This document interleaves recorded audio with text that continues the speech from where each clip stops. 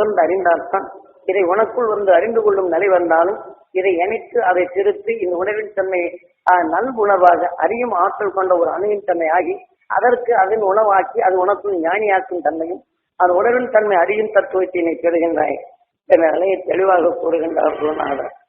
ஏனென்றால் இப்படியெல்லாம் தெரிந்து கொள்ளவில்லைன்னா அவங்ககிட்ட சொல்லணும்.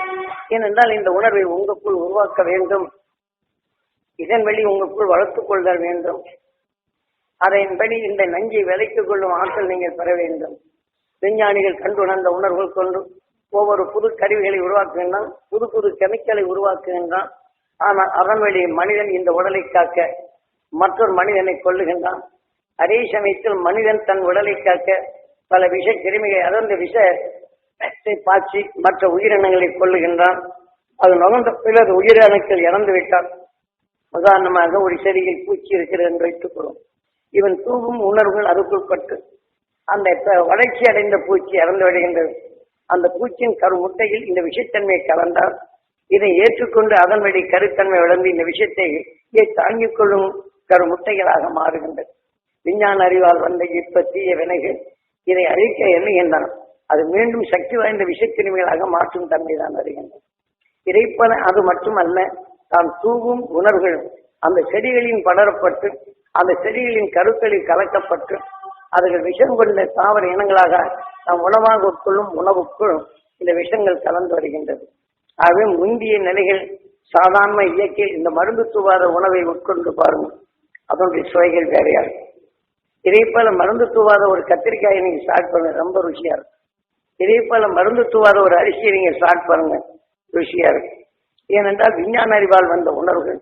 ஆக நாம் உயிரணு தோன்றி பல கோடி சரியங்களை கடந்து நஞ்சை மலமாக பிரித்திடும் உடல் அமைப்பை பெற்றவர்கள் நாமோ அதை எப்படி நாம் மாற்ற வேண்டும் என்பதற்குத்தான் இப்படி பலவிதமான உணர்வுகள் மாறினாலும் மனிதன் விஞ்ஞான அறிவு கொண்டு எளிதில் நாம் வாழலாம் என்று எண்ணுகின்றான். ஆக தூவிய விஷத்தன்மைகளை சூரியன் கவர்ந்து கொள்ளுகின்றது. ஆனால் அதே சமயத்தில் இந்த தாவர இனத்துடன் கலந்து கொண்ட இந்த தாவர அந்த சத்துகள் அது உடலிலே கலக்கப்பட்டு விடுகின்றன. அதை நாம் உணவாக உட்கொள்ளும் போதும் அதனால் நாம் இரத்த நாணங்கள் கலந்து அதை இரத்தமாக மாற்றி மற்றதுக்கு உணவாக கொடுக்க செல்லும்போது இந்த விஷயங்களே கலந்து விடுகின்றன.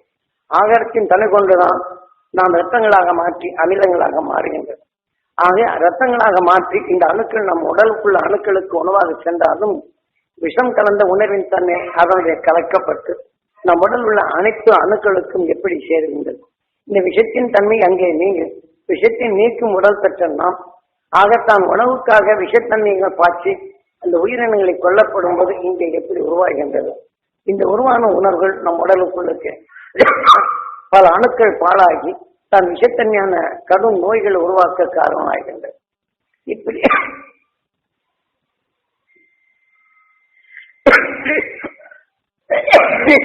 இதையெல்லாம் இந்த இயற்கைகள் எப்படியெல்லாம் மாறிக்கொண்டிருக்கிறது என்பதை குருநாதரும் ஒவ்வொரு இடங்களுக்கும் அழைத்து சென்று இதை இப்ப விஞ்ஞானிகள் அதை கண்டுபிடித்து சொல்லுகின்றார்கள். இதிலிருந்து எது வருகிறது? நமது குருநாதம் இயற்கை ஒன்றுடன் ஒன்று இணைக்கப்படும்போது எப்படி ஆகின்றது. ஆகவே மனிதன் வேதனையோட உணர்வுகள் வெளிப்படுத்தும் போது நாம் விளைய வைத்த உணர்வுகள் வீட்டில் தானியம் இருந்தா ஏன் அது உணவாக இருக்கும், இது கலந்து அலைகளாக மாறுகின்றது. இதே உணர்வு தானியங்கள் பட்டா அந்த தானியத்தை உணவாக கொள்ளும் வண்டினங்களாக சேர்கின்றது. பெண்கள் அடிக்கடி வேதனைப்பட்டால் மஞ்சளோ விஷத்தை வெல்லக்கூடியது. ஆனால் அந்த மஞ்சளை ஒரு இடம் தொட்டு வச்சுட்டாங்கன்னா அதுல பார்த்தா வண்டு விழுந்திருக்கும். ஆக சிலர் அதனுடைய உலகம் மாற்றப்படும். ஒரு சஞ்சலமான நிலைகள் இருந்தால் தன் உடலின் ஈர்ப்புக்குள் பல விஷத்தன்மையான நிலைகள் வந்து சில பேன்கள் விழுந்துவிடும். அப்ப அந்த பெண்கள் அதுக்கு தக்க தன் இனத்தை பெருக்கிவிடும். இப்ப சஞ்சலப்பட்ட வீட்டுல பாருங்க, பெண்கள் இடத்துல கொச கொச கொச என்று அந்த பெண்கள் உருவாகிச்சிரு. ஆனால் அவங்க கொஞ்சோண்டு சந்தோஷத்தை மட்டும் ஊட்டி பாருங்க, எந்த மருந்து தேவையில்லை. அந்த சந்தோஷத்தை ஊட்டின உடனே இது எல்லாம் சேர்த்து பெண் தலையில் இருக்க தன்னால் நான் போயிட்டு வரேன் குப்பாய் போட்டு. ஆனா அவருக்கு பக்கத்துல யாராவது கவலை இருந்த உடனே அவங்க உடல்ல போய் கட்சி. ஆகவே இது எல்லாம் இந்த இயற்கை நிலையில் எதனுடன் எது கலக்கின்றதோ அதையெல்லாம் எப்படி மாறுகின்றது என்றதனை ஒரு நாள் தெளிவாக காட்டும். இதே மாதிரி அடிக்கடி வேதனை வெறுப்போட வீட்டுல அதிகமா இருந்தா அவங்க வீட்டுல நிச்சயம் தேவை வருவார். அவங்க வீட்டுல பாருங்க பேன் குடி வந்துடும். ஏன்னா அந்த சுவாசித்து அது உணர்வின் தன்மை, அது வளர்ச்சி பெறும் தன்மை வருகின்றது என்றால் இப்படி ஒவ்வொரு இயற்கை நிலைகள் மனிதனால் ஏற்பட்ட இப்படி மனிதனுக்குள் ஏற்பட்ட உணர்வுகள் அது எப்படி எல்லாம் ஏற்படுகின்றது. ஆக மனிதன் உணவாக உட்கொண்ட பின் அது உணவை இவனுக்கு கிடைக்காதபடி எப்படி பாழ்படுத்துகின்றது. இந்த இயற்கை நீதிகளை பற்றி அது மாற்றிக்கொண்டே உள்ளார். இதையெல்லாம் மாற்றி அமைக்க வேண்டும் என்றால் என்ன வழி? இதையெல்லாம் விஷத்தின் தன்மை இயக்கப்பட்டு ஒளி என்ற நிலையில் உருவாக்கப்பட்டது துருவ நட்சத்திரம். அந்த துருவ நட்சத்திரத்தின் உணர்வுகளை உனக்குள் கவர்ந்து கொள். எப்போது தீமையை நுகர்கின்றனோ அப்போதெல்லாம் இதை உன் உடலுக்குள் அதை சேர்த்துக் கொள்ளும். ஆகதான் இதை போல இதெல்லாம் கிரேதாயுகமாக இருக்கணும். இந்த கோள்கள் மரங்கள் இது எல்லாம் கிரேதாயுகம். ஆக நம்ம உடலுக்குள் எது இருக்கின்றதோ அதை உணர்வின் தன்மை பரிவானத்து அந்த உணர்வுக்கு தக்க இது கவரும் திறன் இது கிரேதா. ஆக நம் ஆன்மாவை உணர்வின் தன்மை சுவாசித்து உயிரிழப்படும் போது கிரேதா. இந்த உடலுக்குள் பணப்பின் உணர்ச்சியின் தன்மை கொண்டு அணுக்கள் எப்படி உருவாகின்றது, அந்த உறுப்புகள் எப்படி மாறுகின்றது என்பதை கிரேதாயுகம் கிரேதாயுகம் என்ற நிறைய வரும். இதே போல இந்த உடலுக்குள் அந்த உணர்வின் தன்மை உடலானத்தின் பார்க்க வேண்டும் என்ற எண்ணங்கள் வரப்போது இந்த துவாரகா யுகம்.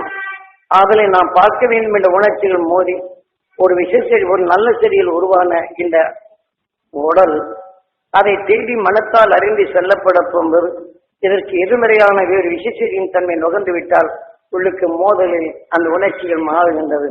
நாம் எப்படி 2 கல்லை உராயினால் அதுல ஒளி வருகின்றதோ இதைப்போல மோதலில் வேதனை என்ற உணர்ச்சிகள் தோன்றுகின்றது.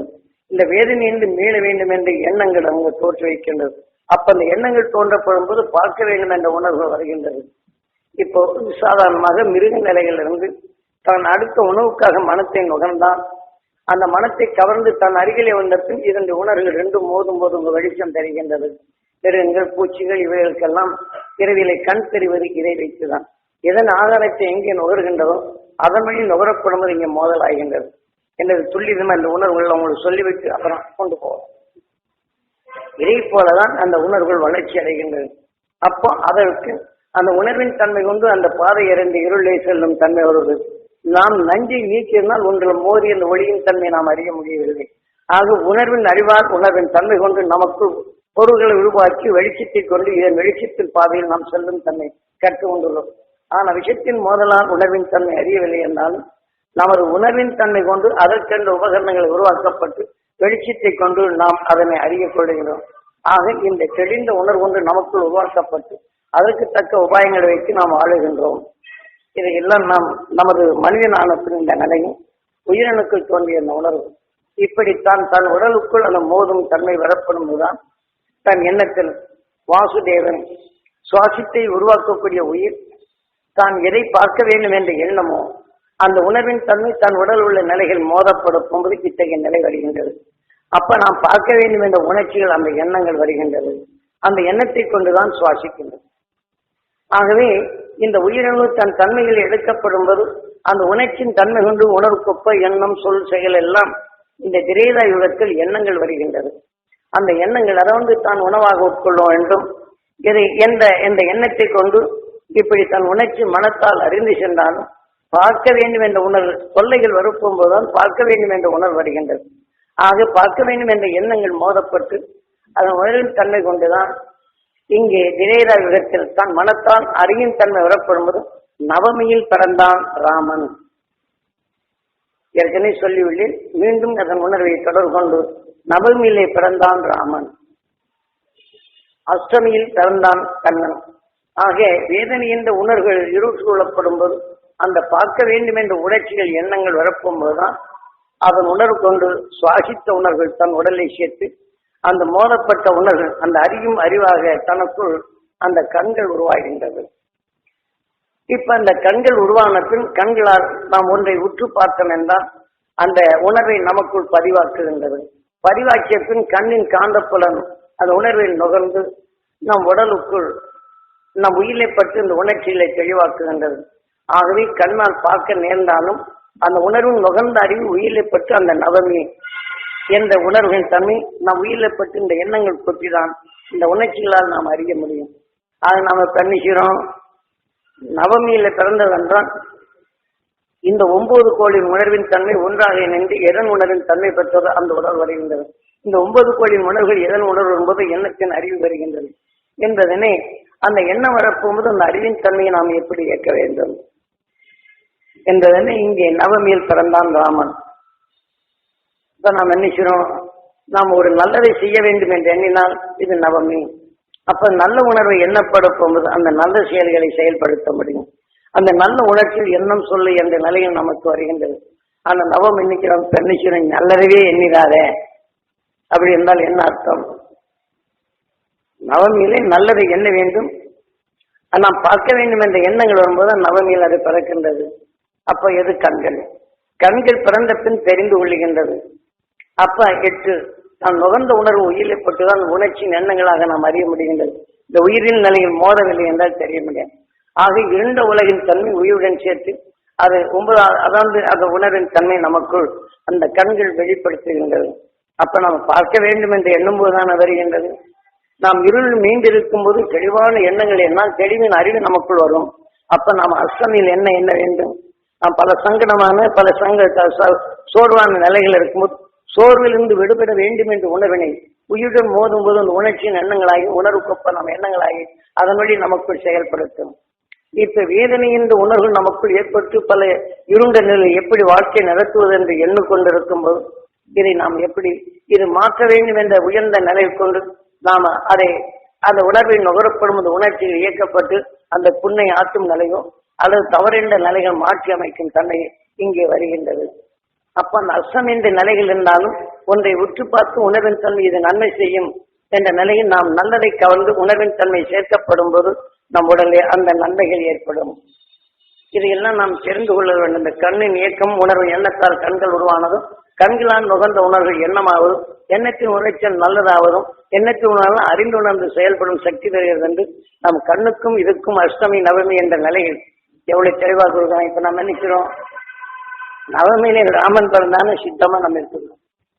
நாம் உணர்வின் தன்மை நுகர்ந்த பின் சிவன் ராத்திரி. நாம் நுகர்ந்த உணர்வு உடலாகும் போது இருளுக்குள் சிக்கி விடுகின்றது. இருளுக்குள் சிக்கிய உணர்வு உணர்ச்சியால் அறிவின் தன்மை வருகின்றது. அறிந்த உணர்வின் தன்மை உயிரில் மோதப்பட்டு உணர்வின் தெளிவாக தெரிந்து கொள்ள வேண்டியது எப்படிங்கிறது தெளிவாக கூறுகின்றது நமது சாஸ்திரம்.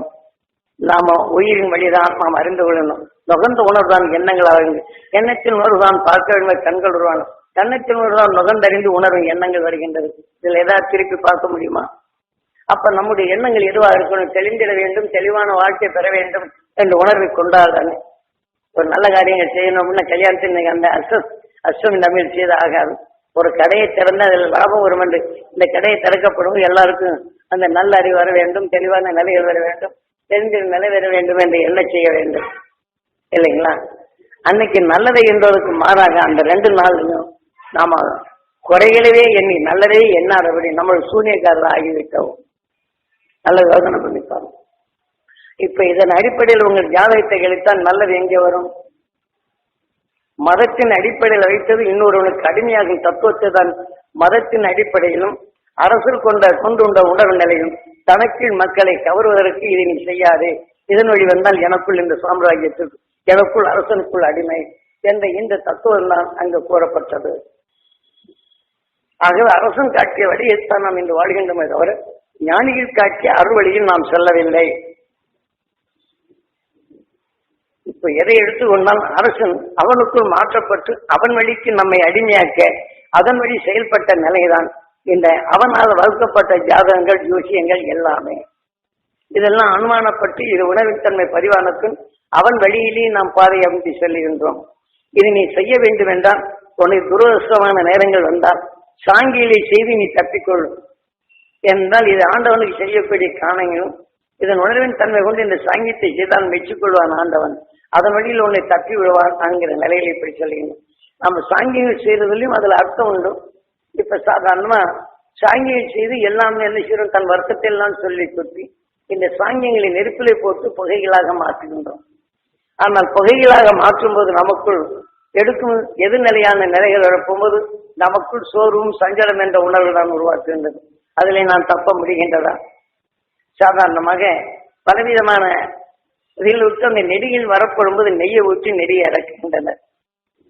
ஆனால் அதே சமயத்தில் இந்த புகையின் உணர்வு அதில் உள்ளக்கூடிய மனத்தை வாங்கி அவர்கள் சொல்லும் ஒளி அதில் கலந்து நம் உயிரை நுகர்கின்றது. அப்படி நுகரப்படும்போது அதன் வழிகொண்டு நமக்குள் அந்த உணர்வு ரத்தங்களில் கலக்கப்படுகின்றது. எந்த ஒளியின் தன்மை பெற்றதோ அந்த உணர்ச்சியின் தன்மை நாம் ரத்தங்கள் கலக்கப்படும் போது அது நம் உயிர் நுகர்ந்த உணர்வு நிலைகள். இது ஈஸ்வர லோகம். உணர்ச்சியின் தன்மை கொண்டு நாம் எங்கியது எதுவோ அதன் வழிப்படி இங்கே உருவாகின்றது. உருவான உணர்வுகள் இந்த லோகத்தில், அதாவது ரத்தத்தில் கலக்கப்படும் போது இந்த லோகமாக மாறுகின்றது. நாம் எண்ணிய உணர்வு இங்கே கருவாகின்றது. ஆகவே இதற்கு நாம் எந்தெந்த யாகங்களை செய்கிறோமோ இதே உணர்வின் தன்மை கொண்டு அணுக்களாக போகும்போது இதை தப்பிக்க வேண்டும் என்று உணர்வு வந்தாலும் இதே போல கஷ்டங்கள் வரும்போதெல்லாம் இந்த புகை ஊட்டி இதே போல மந்திரங்களை சொன்னால் நமக்குள் இதே அணுக்களின் தன்மை தான் நாம் பெருக்க முடியும்.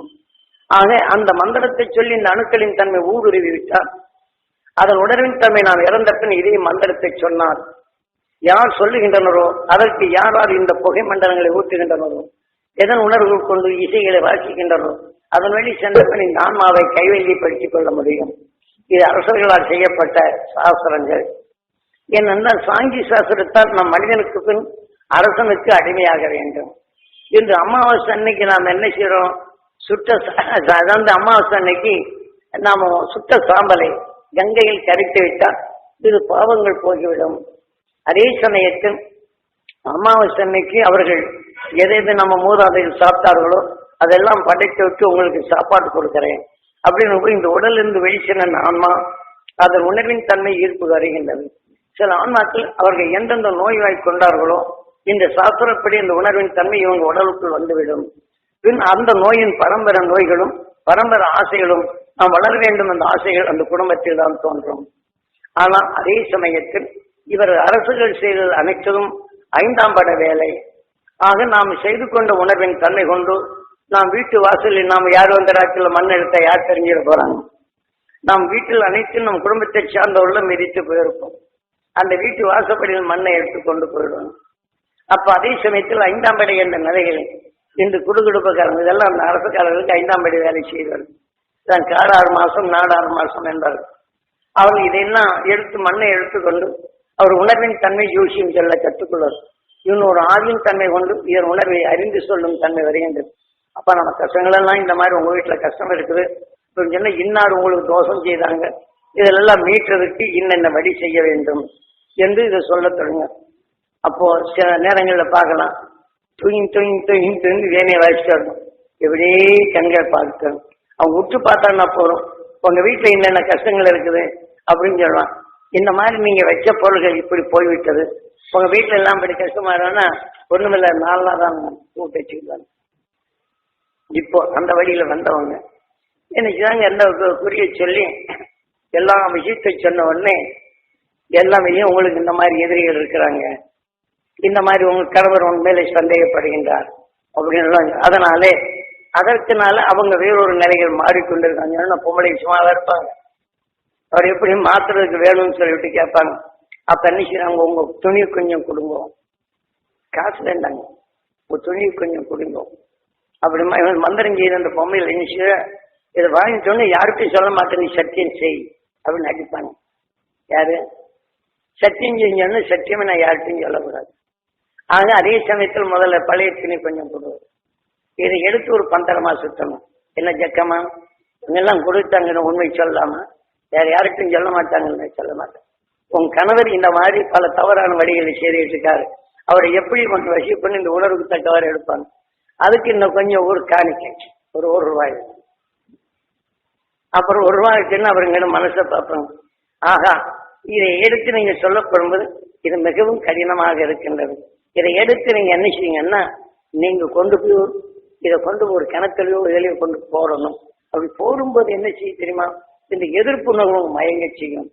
அந்த மயங்கிறதுனால தப்புறதுக்கு என்ன செய்யுங்க, இதெல்லாம் நான் கொண்டு போடணுமே அப்படின்னு முதல்ல பயமுறுத்தும். அதுக்கு என்ன செய்யறது, சும்மா ஒரு படி அரிசி இருந்தா போடணும். அது அரிசி இருந்தா 2 கத்திரிக்காய் 2 வாங்கணுங்க. இப்படி வரிசையில சொல்லிட்டு வருவாங்க. அந்த சொல்லி வரிசையில வாங்கி வந்து எல்லா காசும் வாங்கிடுவாங்க. அப்புறம் இதெல்லாம் பத்தாதவனுக்கு 2 புது துணி கொஞ்சம் கொடுத்தா பரவாயில்ல, இப்படி கொஞ்சம் கொஞ்சமா இது வாங்கி முடிஞ்சவன்னு என்ன செய்யணும் தெரியுங்களா, இந்த தோஷத்தை நான் கடிக்கிறதுக்காக வேண்டி இப்ப இங்க நடந்த சம்பவத்தை வெளியில யாராவது சொன்னால் என்ன நடக்கும், ஜக்குமோ தரை வெடிச்சு விடும் அடிப்பாங்க டபார்னு. எது இங்க நடந்த நிகழ்ச்சி அடிச்சோன்னு என்ன செய்வாங்க, அப்படியே கிடுகிடுகிடுன்னு பதம் சொல்லுவோம். யாருக்கிட்டும் சொல்ல மௌனமாவே இருக்கிறோம். இவங்க எல்லாம் இந்த காசெல்லாம் வாங்கிட்டு போன உடனே அடுத்த வீட்டுல இவங்களுக்கு முன்னாடியே செய்வாங்க. இது யாரும் அவங்ககிட்ட சொல்ல முடியாது, நடந்த நிகழ்ச்சி. ஏன்னா இந்த மாதிரி இந்த 4 மாசம் 4 மாசம் வரப்போகும்போது இதே மாதிரி அவங்க கிட்ட போய் அவங்க என்னென்ன செய்யறான் ஏது செய்யறாங்கிற வகையில தெரிஞ்சுக்கிறதுக்காக வேண்டி இதுல குறைஞ்சி 1.5 வருஷம் அவங்களை சுத்திட்டே வந்தாங்க. இந்த கருவை உருவாக்குறதுக்காக வேண்டி அவங்க என்ன செய்யறாங்க தெரியுமா? இந்த மந்திர ஒளியில கருவில் இருக்கக்கூடிய குழந்தைக்க உருவாக்குறான். அந்த மந்திர ஒளியை தன் குழந்தைக்க உருவாக்கி கருவில் உருவாக்கக்கூடியதை அதை உருவாக்கி இந்த உணர்வின் தன்மை வெளியேற்றுகிறாங்க. அந்த வெளியேற்றி அந்த கருவுத்தன்மைக்குள் என்ன செய்யறான்? உயிர் சென்று விடுகின்றது. அந்த உயிர் சென்ற பின் மீண்டும் என்ன செய்யறான்? நாம வீடுகள்ல மண் எடுத்து வந்திருக்கிறாங்க. இந்த மண் இதையெல்லாம் எடுத்து வந்த பின் அந்த வீட்டுல இந்த துணிமணியெல்லாம் கொண்டு வந்திருக்காங்களே இந்த பிண்டத்தின் மேல வைக்கிறது. இந்த பிண்டத்தின் மேல வச்சு இந்த மந்திர வழி எதை இசைகள் இவங்க என்னென்ன நடந்தாலும் அந்த உயிரின் ஒளி அலைகளை பரப்புவது. பரப்பணும்னு என்ன செய்யுது? இந்த உடலை விட்டு போன உயிரும் வந்து விடுகின்றது. இதுக்கு துடிக்கும் தன்மை வருகின்றது. ஏன்னா இந்த துடிக்கும் தன்மை வரப்படும் அதுல பலவிதமான உணர்வுகள் சேர்த்து இதை எடுத்து இந்த உடலின் தன்மை அதுக்கு வேண்டிய பக்குவப்படுத்துகின்றார். அந்த பக்குவப்படுத்தி அந்த அதனுடைய சில இதுகளை உருவாக்குங்க. ஏன்னா உங்களுக்கு சொல்ல வேண்டியது தேவையில்லை. அதனால இது என்றால் இந்த மாதிரி மந்திர வழிகளில் எப்படி அதை செயல்படுத்தின கருவானோர் பட என்ன செய்யறான்? அறிதல், ஏவல், காத்தல் என்ற 3 விதமான நிலைகளை அதை உருவாக்கணும். ஒன்று அறிதல், மற்றொன்று காத்தல்.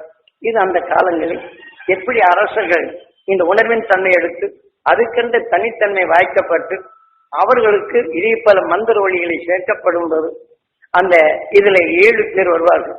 அந்த 7 பேரில் உணர்வின் தன்மை ஒன்றை சேர்த்து போருக்கு செல்லப்படும் போது இதே மந்திர வழிகளுக்கு உருவாக்கப்பட்டு இதே குழந்தைகளுக்கு 12 வயது குழந்தைகளுக்கு உருவாக்கப்பட்டு இந்த உணர்வின் தன்மை ஆக்கி அதுக்கு வேண்டிய ஆகாரம் இதெல்லாம் சேர்த்து இதிலிருந்து கருக்கள் உருவாக்கப்பட்டு இதை சேர்த்து இவர்களுக்கு அதாவது அரசர்களுக்கு தூது சொல்வதற்காக இருக்கக்கூடிய அடுத்த நாட்டின் தன்னை செய்வதற்காக எதிரிகள் வராமல் தடுப்பதற்காக இப்போது ஒரு படை. இப்ப எப்படி இன்னைக்கு இந்த இதை இன்னைக்கு 5ஆம் படை என்று சொல்லக்கூடிய நிலைகள், இந்த தீவிரவாதிகள் என்ற நிலைகள், எத்தனையோ உணர்வுகள் இன்றைய நம்ம பூமியில் இந்த நமது நாட்டுக்குள் எத்தனை வகையான ஒவ்வொரு அரசனும் ஒவ்வொரு விதமான இன்றும் செய்கின்றான், அன்றும் அதை செய்தான். இதை போல அதிலே தன் உடலின் தன்மை உடலுக்கு உரிமை போகும்போது அவன் அதாவது தற்கொலை படைகின்ற நிலை. இது ரகசியம் தெளிவானால் இதை நீ உடனே மடிந்து விட வேண்டும். இது தெரியவில்லை என்றால் உன்னை மடிய செய்து விடும்னு அரசனை கேட்டாரு. இப்ப அதே மாதிரிதான் இப்ப தீவிரவாதிகள் வரப்பட்டு நீ இந்த வழியில் வந்துவிட்டால் இந்த ரகசியத்தை சொன்னால் தெரிந்தவன் சொல்லுவான், அது தெரிந்து கொள்வான் அல்லது அவனை கொண்டு விடும். அது கொள்வதற்கு முன்னாடி இவனுக்கு வேண்டிய ஆகாரம் எல்லாம் கொடுத்து இதை கொண்டு விடுகின்றன. ஆனால் அதே உணர்வின் தன்மை எடுத்துக்கொண்ட பின் மந்திரத்தான் பில்லி சூனியம் ஏவலுக்கும் இது பயன்படுகின்றது. இது அரசர்கள் காலத்தில் செய்து கொண்ட நிலை. ஆகவே இதை போல தான் உணர்வின் தன்மை தான் இறந்து விட்டால் எந்த மதத்தின் அடிப்படையில் எந்த அரசின் கேள்விகளை கேட்டோமோ இந்த முச்சந்தி மண்ணும் அந்த துணிகளும் எடுத்துக்கொண்டு விட்டு அங்கு கொடுத்து விடுவார்கள். அங்கு கொடுத்து கொண்ட பின் இந்த மந்திரத்தை சொல்லி நம்ம அமாவாசை அன்னைக்கு சாப்பாடு கொடுக்கும்போது அந்த 48 நாளுக்குள் இதை நடத்திவிட வேண்டும். அப்ப இந்த மந்திரத்தை சொல்லும்போது இந்த ஆவியை அங்கே கைவெளியப்படுத்திக் கொள்வார்கள். அப்ப அதை வைத்து மற்ற பல நம்ம இதழ்களை செய்து எதிரி நாட்டு மேல் ஏவுவார்கள். ஆக அவர்கள் வரப்போகும்போது கண்மைகளை மாற்றுவார்கள். இப்படி எல்லாம் முந்தைய அரச காலங்கள் போர் முறை வந்தது. இப்படி செய்து கொண்டதுதான் அந்த அரசர்கள் முறிந்தவன் சாமியார் ஆவது. இது குடும்பத்தை திறந்து நாட்டை காப்பதற்காக துறவரம் போனது. ஆக அந்த துறவரத்தின் தன்மை தான் எந்த ஜெயினர்கள் ஆனாலும் சரி மற்ற அரசர்கள் ஆனாலும் சரி அவர்கள் சன்னியாசிகளாக போய் அந்த நாட்டுக்காண்டி தன் மக்களை காக்க இவன் துறவரம் போன்றது. அந்த மக்களின் தன்மையை எடுத்துக்காட்டும் தன்மையர்கள். ஆக அப்போதும் அவனுடைய மக்களை காப்பதற்காக இதே உணர்வின் தன்மை தனக்குள் பெற்ற பின் இது நாடி சாஸ்திரங்களாக எழுதுகின்றான். அந்த நாடியின் தன்மை அடைந்த பின் அதில் உள்ள எதன் மந்திரத்தை சொல்லி அந்த மதத்தின் தன்மை அடைந்தானோ அது உணர்வின் தன்மை எல்லாம் உங்களுக்கு தொட்டுதான் காட்டும். இதெல்லாம் விளக்கமாக சொல்லும்போது குறைஞ்சது ஒரு 1.5 மாசமாவது உட்கார்ந்து கேட்கணும். இதன் வழியில் வர வேண்டும். தொட்டு மட்டும் காட்டி விடுகின்றன. இதன் வழியில் வரப்போகும்போது இந்த உணர்வுகள் மந்திரங்களை சொன்னோன்னு 1 கோடி முட்டையை வைப்பார்கள். இந்த மந்திரத்தை சொன்ன அந்த கோழி அந்த உயிரினும் அதை எடுத்து கருக்களாக உருவாக்கும். அந்த கருத்தன்மை பூராமே இவன் மந்திரத்தை சொல்ல சொல்ல இது உறிந்து கொள்ளும். பார்த்த முட்டையை தட்டி பார்த்தா ஒண்ணு இருக்காது. அதில் இடக்கூடிய இருக்கும், இடம் வராது. அப்போ அதே மாதிரி மந்திரத்தை சொல்லப்படும் போது எந்த அரசன் இந்த உணர்வின் தன்னை கருத்தன்மை அடைந்தானோ அவன் இந்த மந்திரத்தை சொன்னா அந்த ஆன்மா இவன் உடலுக்குள்ள வந்தது. எல்லா அரசையும் ஆட்சி புரிந்த இந்த உணர்வு தன் சாகாக்கலை என்ற நிலைகள் இதை ஒளித்தத்தின் இன்னொரு உடலுக்குள் சென்று தன் சாம்ராஜ்யத்தை இங்கே அடக்கி ஆட்சி புரிவதற்கும் அதில் சுகத்தை உருவாக்கணும். இப்படி கூடு விட்டு கூடு பாய் வித்தைகளை கற்றுக்கொண்டவன் அரசன். ஆக இதன் வழியில வந்தவர்கள்ட்ட சில இன்றும் தப்பி தவறி சில மந்திர ஒளிகளை செய்தவர்கள் இன்று பெரிய பெரிய சாமியார்கள் இருப்பார். நாடி சாஸ்திரத்தை கண்டு உணர்வுகள் கொண்டு இதில் தான் அந்த சக்தி பெற்றான், ஆதி சக்தி, அந்த சக்தி, இந்த சக்தி, அந்த நிலைகள் பல பேர் பலவிதமாக இருப்பார். அதன் உணர்வு உண்டு, மடிந்தவர்கள் உண்டு.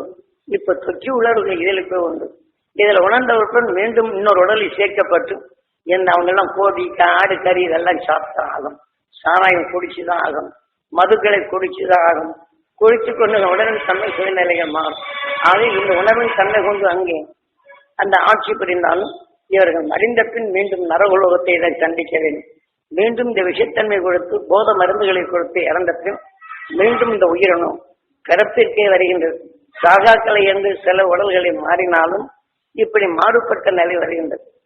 இப்போ உதாரணமாக ஒரு மனிதன் நோய்வாய்ப்பட்டிருந்தால் அவன் உணர்வை நாம் நேசித்தால் அந்த உணர்வின் தன்மை நம்ம உடலுக்குள் ஆனால் அது சாகா கலையாக நம் உடலுக்குள் வலுப்பெற்ற பின் அந்த ஆன்மா நம் உடல் வந்து குடிகொள்ளும். அவன் வேதனைத்தான் உருவாகும். ஆக தீமைகளை நீக்கிய உணர்வுகள் அவன் எடுத்துக்கொள்ளப்படும்போது அந்த உடலில் எத்தனை மக்களை ஆட்சி புரிந்தாலும் இந்த உணர்வு சாகா கலையை வந்து நிறைய தன்மை இந்த உடலில் ஒழிந்திருந்து செயல்படுத்தாங்க. இப்படி அந்த மாதிரி வந்த ஒழிந்து நின்ற நிலைகள் தான் திடீர்னு எனக்கு சக்தி வந்தது, ஆதி பராசக்தி என்ற நிலை வந்தது. சில நிலைகள் வந்தது என்ற நிலை ஒவ்வொருத்தரும் ஆண்டவனை எனக்கு இது கொடுத்தான் என்று இப்படி பலவிதமான ஒரு மந்திரவாதிகளை நீங்க பார்க்கலாம். ஏன்னா அவர்கள்லாம் அருள் வந்து தெய்வீக இந்த பராசக்தி எனக்குள் வந்தது, வெங்கடாச்சலபதி எனக்குள் வந்தது, முருகனை எனக்குள் வந்தது, ராமலிங்க அடிகளை எனக்குள் வந்தது. இப்படி இவர்கள் அதற்கு பேர வைத்து இப்படி ஒரு பல வேலைகளை செய்து கொண்டு இன்றும் சாகாக்கலையாக மனிதன் வாழ்க்கையை உருவாக்குகின்றனர். ஆக மனிதன் உணர்வுகள் எதை எடுக்கின்றமோ இதன் வழிதான் அது செயல்படுகின்றது. ஆக மனிதன் ஆன பின் இதை கிரேதா யுகத்தில் நடக்கும் சம்பவங்கள். ஆகவே கிரேதா யுகத்தில் வரப்படும் போது இன்று தாவர இனங்களில் எடுத்துக்கொள்வோம். சூரியன்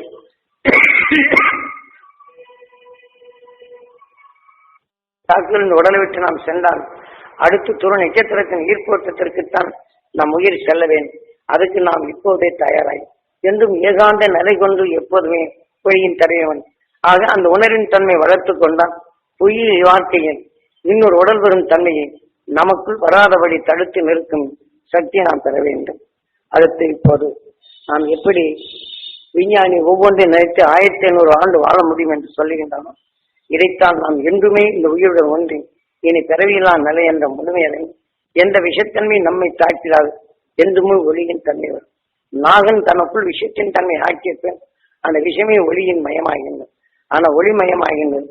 ஆக இது எப்போதுமே ஒளியை இயக்கக்கூடிய சக்தியாக மாறுகின்றது. நாம் மனிதனான ஆகவே இதை பெறுவோம் என்று இதை நிறைவேற்றி நம்ம அவங்க குளிச்சுட்டு வந்து அடுத்து நாம 10 மணிக்கெல்லாம் வேலையாயெல்லாம் குளிச்சுட்டு உணவு உட்கொள்வோம். இப்ப வானிலை புவியலை பற்றி சொன்னோம். இந்த உயிரியலின் தன்மை பற்றி அடுத்து நாம சேர்த்து இந்த உலகின் முழுமை நிலையை நாம் பெறுவோம்.